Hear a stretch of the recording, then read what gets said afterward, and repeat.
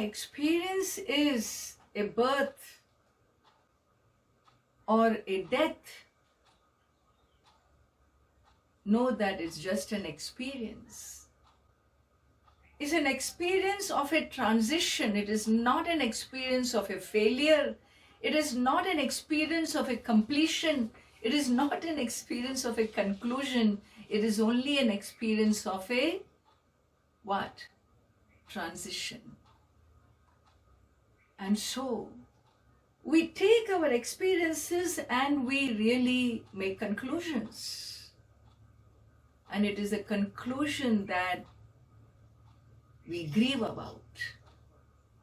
And so, he begins to talk about the nature of the Atma, the soul, in terms of time in this given life, and saying this birth and death are really for a given form, number one. And what about after death? What is the reality of the soul after the completion of this given life? Then what?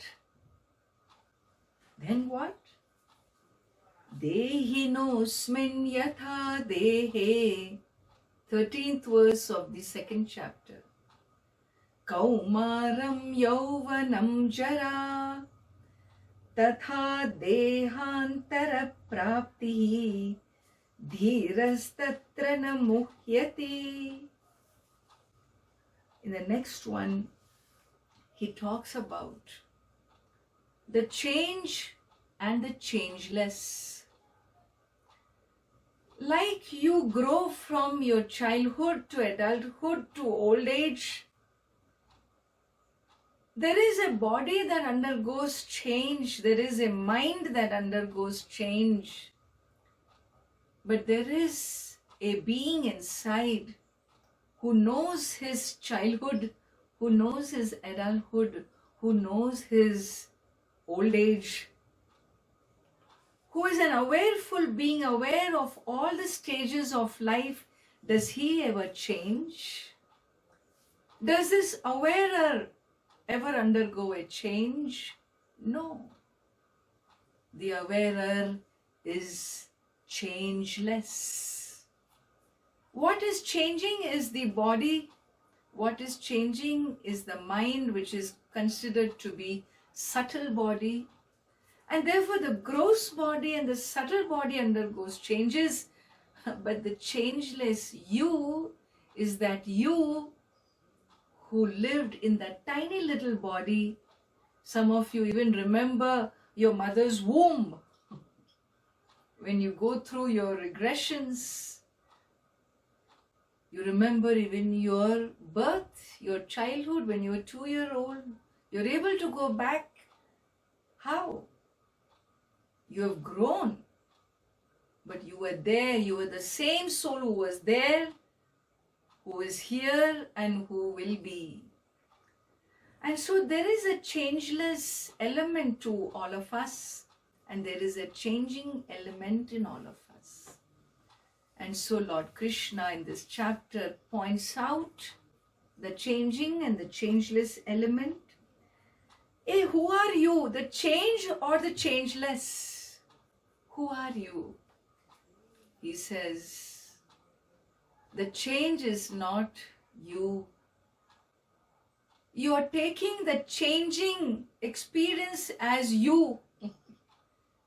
You are the changeless being who's free from all changes. But I experience change, yes. Just because you experience change, what you experience is not real, is not true. Tell me, how many things you experience in your life every day, can you call it all true or real? You experience the twinkling stars, don't you? Do stars twinkle? You can have a rhyme. Twinkle, twinkle, little star, how I wonder what you are. You can make rhymes on it, but the fact is, stars don't twinkle, no? You experience the twinkling stars, but your eyes deceive you. You experience the mirage water, but there is no water there. You experience the sunrise. Does the sun really rise? Really? Does it rise? Is it real? Yes. Does the sun rise? No. Does the sun set? No. If it doesn't rise nor it sets, how could you experience? I experience. I don't know, Ammaji. I experience. A sun that never rose, a sun that can never set, can that sun travel across the skies? No, but it travels. Experience. But is that experience real? And based on the travel of the sun, we have this Jantar Mantar, We identify time based on the travel of the sun. Hey, look at this. Look at our lot. A sun that never rose, which never sets, which never travels, gives us a measure of time. Is that time real? The time is as much as construed by the mind based on an experience for being functional. It has no ontological truth. Ontological truth means truth of reality. Time has no ontological reality. Not only time, space also has no ontological reality. They are in our experience, all right. Here is a paradigm shift. And so who am I? Who are you? When a question is asked, Lord Krishna guides this birth and death and this context. He helps us recognize there is an inner truth, which is there is a changeless you, and Atma, therefore, the soul, therefore, is called Nityaha. Understand, this is going to be a chapter that will bring a complete renaissance, a spiritual renaissance. In Arjuna's journey, it is something that has got to make the major shift of life. And therefore, Lord Krishna he begins with a bang, describing the nature of Atma in and through all conditionalities and focusing on time and killing and death, because that is exactly the cause of distress of Arjuna, right?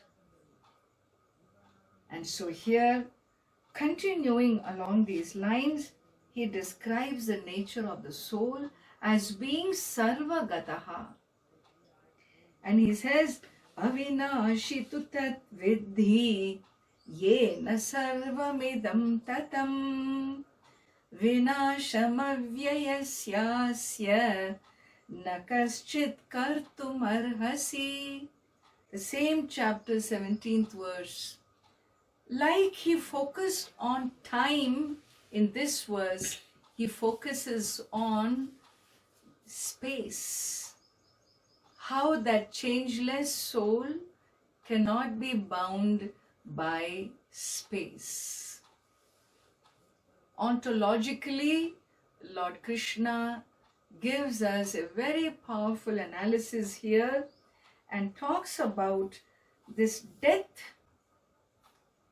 Destruction is only in reference to time and space, whereas the Atma or the consciousness, whom you call the soul, transcends time, it transcends space.